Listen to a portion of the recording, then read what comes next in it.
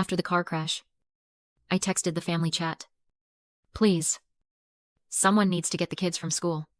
Hours later, my sister sent selfies from a spa day. Nobody came. 2 weeks later, still recovering, I got a frantic call from my mom. $3,200 for a cruise deposit. By Friday, I didn't just get angry. I went cold. There's a unique kind of devastation that comes with realizing your family is completely indifferent to your suffering. It's not just selfishness. It's a profound lack of connection that leaves you feeling like a stranger in your own life. That coldness settled deep in my bones. A permanent chill where warmth used to be. My name is Ulani. I'm 36. A mother of 2 Leo, who is 10, and Maya, who is 7, living just outside Portland. For my entire adult life, I had been the family's fixer, their financial safety net. I paid for my sister Chloe's influencer business boot camp when she decided she was going to be a star. I gave my parents the money for a new roof when theirs started leaking into the living room. I even co-signed the loan for my brother's car after he wrecked his last one. I never made them ask twice. I just did it. I thought that's what a foundation was for. I was so wrong. When the accident happened, my first thought wasn't about my own pain. It was about Leo and Maya. Who would get them? Who would make them dinner? My text was a simple, "Despérate, Plea." The silence that followed was an answer. Chloe's post finally appeared hours later, a boomerang of 2 champagne flutes clinking together. The caption, "A breezy, treat yourself Tuesday." My parents had seen my message. The little read icon confirmed it, but they chose silence. Their inaction wasn't an oversight. It was a decision. After hours of watching my phone, hoping for a call that never came, I gave up on them and called my cousin, Anya. She didn't hesitate. She left work early, drove straight to the school, picked up the kids, and took them for pizza. Her husband, Ben, met them at my house to pack overnight bags. They didn't ask for permission or wait for instructions. They just handled it. They just showed up. Meanwhile, Chloe's spa day unfolded on Instagram. There was a picture of her in a fluffy white robe. Then, a video of her getting a pedicure. My mother loved every single post. The next day, my mother finally called. She didn't ask about the crash. She didn't ask if I was okay. She didn't even mention the children. She launched straight into a breathless pitch about a once-in-a-lifetime cruise deal she and my father had found. The deposit was non-refundable. She stressed, and it was due by Friday. She spoke with an unnerving excitement, as if she were calling to share good news with someone who wasn't lying in a hospital bed.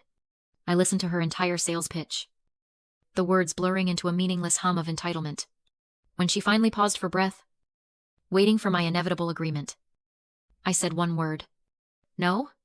Silence stretched across the line, thick and heavy. What do you mean? No, she finally asked, her voice laced with genuine confusion, as if the concept was completely alien to her. I didn't explain. I didn't argue. I just ended the call. And as I set the phone down, I felt the distinct, satisfying click of a lock turning deep inside me. The fallout began less than 24 hours later. It started with Chloe. She texted me a link to an obscenely expensive handbag. A few minutes later, another text arrived. Mom said you were being weird about the cruise. Everything okay? The manipulation was so transparent, it was almost insulting. I ignored both messages, letting them sit there, unread. My new boundary was silence. Then came my father, as sent along the way. Rambling text about the importance of family helping each other. A lecture that conveniently ignored their complete failure to help me. He painted me as the villain, the one who was suddenly punishing my heartbroken mother for a simple request. I read the message and felt nothing but a dull, empty ache. The performance reached its peak that evening. Chloe posted a dramatic, black and white quote on her Instagram story. The kind influencers use when they're feuding. It read, "It hurts when you realize you were watering a dead plant all along." The irony was so profound, so utterly lacking in self-awareness, that I almost laughed. They saw themselves as the victims, the neglected plants.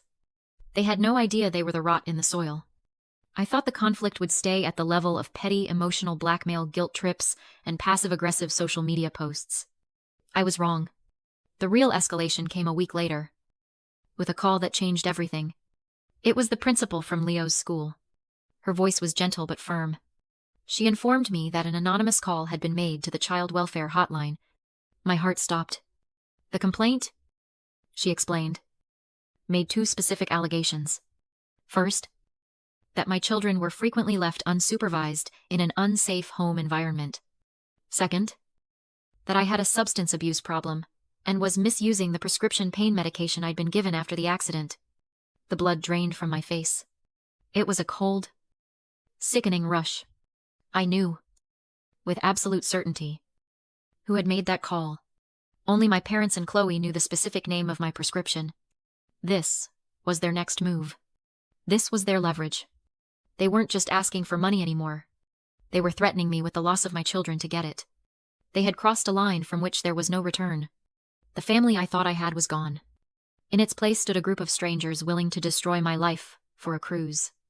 That night, stewing in a potent cocktail of fury and fear, I did something I should have done years ago. I launched a full financial audit of my life.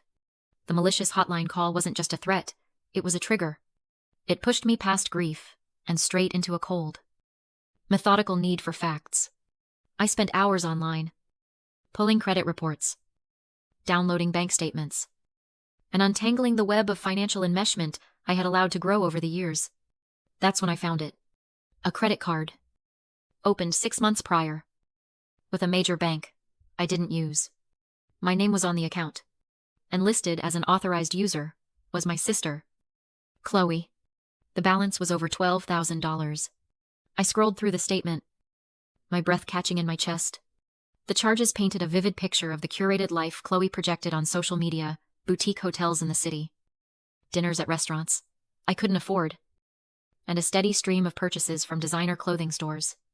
Every sponsored post, every perfectly staged selfie, was funded by my credit.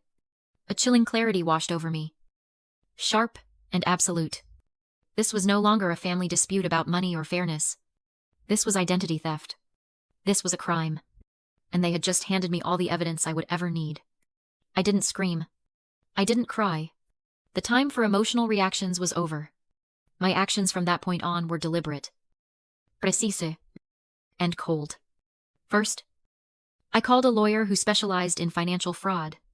Second, I filed a detailed police report, citing identity theft.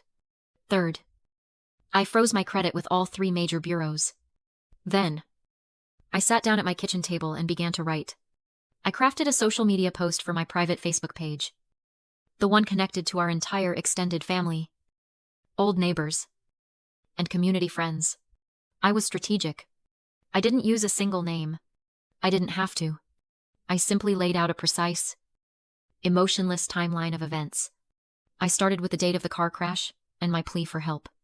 I followed it with the spa day photos, the frantic demand for cruise money, and the subsequent guilt-tripping texts. Then, I detailed the anonymous, malicious call to my son's school. I finished with the discovery of the fraudulent credit card opened in my name. And then, I attached the receipts. I posted screenshots. Side by side, my desperate text in the group chat, next to Chloe's smiling champagne boomerang, a redacted copy of the time-stamped call log from the school principal, a redacted copy of the credit card statement, showing thousands of dollars in charges for designer goods and luxury travel. I hit post. The effect wasn't gradual. It was a bomb detonating in the quiet, manicured garden of my family's public image. The post triggered an immediate cascade of revelations. A cousin messaged me, revealing Chloe had borrowed $2,000 from him for a rental deposit and never paid it back. A former family friend commented, questioning a suspicious GoFundMe my parents had run 2 years ago for emergency plumbing repairs that never seemed to happen. The facade didn't just crack, it disintegrated in real time, as a clear and undeniable pattern of deceit was exposed for everyone to see. The consequences were swift. Chloe's micro-influencer brand partners, who sold wellness, teas, and boutique clothing, dropped her within 48 hours. My parents quietly deleted their old, questionable GoFundMe page. The social shrapnel from the detonation was devastating to their carefully curated image. My mother called me, sobbing, not to apologize, but to demand I take the post down. "You're ruining the family's name," she cried. I hung up. A few days later, my lawyer sent a formal cease and desist letter to Chloe regarding the identity theft. Her social media accounts went dark. The demands for money stopped completely. Within 3 months, their world, which had been propped up by my income for so long, collapsed. Without my financial support, they lost their house to the bank. Chloe had to move back in with them, into a cramped rental apartment. The beautiful sound of silence filled my life. My world became small and peaceful. It revolved around my children, my work, and my new, chosen family, Anya and Ben. We started a tradition of Sunday night dinners, our laughter filling the space where anxiety used to live. One evening, my daughter Maya looked up from her drawing and said, "I like how our house is calm now." That word calm was the ultimate reward. It was worth more than any apology I never received. With the money I was no longer hemorrhaging, I started college funds for Leo and Maya, and opened my first real investment account. My future was finally my own. 6 months later, a letter arrived. No return address. Inside, a single sentence was scrawled in my mother's handwriting. "You destroyed this family." I felt no anger. No sadness. No guilt. I walked to the kitchen and shredded it. I didn't destroy a family. I just stopped being the sole foundation holding up a rotten structure. And when it collapsed under the weight of its own decay, I was finally free. The greatest lesson I learned is that the people who belong in your life don't need to be begged to show up. And it's more than okay to show the rest of them the door.